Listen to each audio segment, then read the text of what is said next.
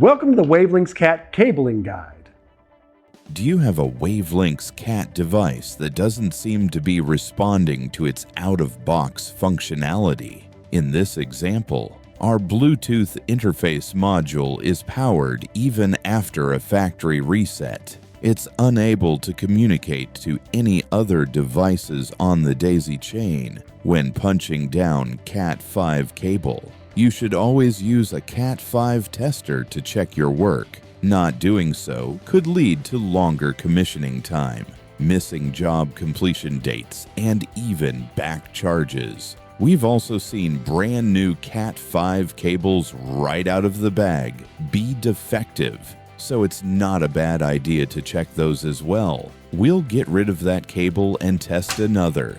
There are a lot of different CAT5 testers on the market, but they're all relatively easy to use. We should also keep in mind that WaveLinx CAT devices are wired in a daisy chain, and each device's CAT5 ports should either have a CAT5 cable or end-of-line terminator. Sometimes it may be necessary to break your daisy chain up into smaller networks to troubleshoot wiring issues. Keep in mind when separating the network that only dimming switch packs or RSPs supply power to the WaveLinx CAT devices, so you may need to use known good longer CAT5 cables to test and power devices like the wall station.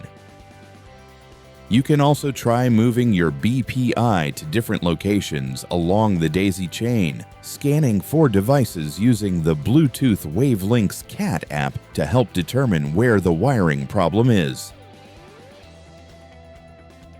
Finally, let's look at a WaveLinx area hub and see how its LEDs react when a good and bad CAT5 cable are plugged in.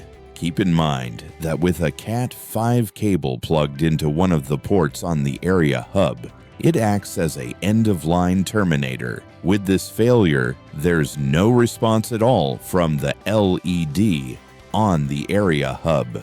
Next, we have another bad cable, but it's going to give us a different result. Let's see what happens. After a few seconds, the LED turns red. So if you have no LED indication or a red LED indicator on the CAT5 ports of the area hub, there's some type of problem most likely related to wiring. These errors need to be resolved before commissioning. The LED indicators can help diagnose problems, but nothing replaces having a CAT5 tester and testing the CAT5 when replaced with a known good CAT5 cable. The area hub's CAT5 port LED will blink green and then turn white. I hope this video was informative, and thanks for watching.